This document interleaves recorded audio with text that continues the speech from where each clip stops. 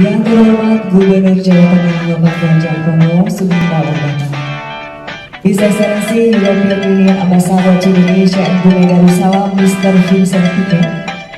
Bapak Ibu sekalian sudah hadir di sini bersama kita Miss Sunita. First time was last year when we had wanted to be with you in person, but COVID didn't help, so we had an online meeting. But as I mentioned to the governor, the EU does not give up, and neither do you. Perusahaan divisi yang cukup besar dari Belanda, dari negerinya Pak Vincent, cukup besar, dan kita ingin menunjukkan bahwa Indonesia dan Jawa Tengah di tengah situasi. Pak Mufti Hamka Hasan, Special Advisor to the Chairman of Cabinet and Deputy Head of International Negotiation.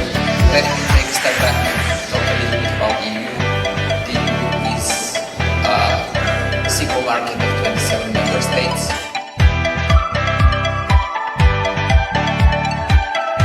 So we have unique of EIB.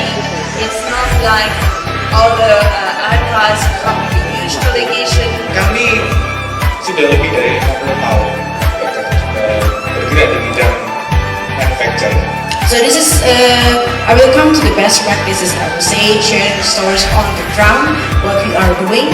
Sesi kali ini akan sedikit bercerita tentang keberadaan lain di Indonesia.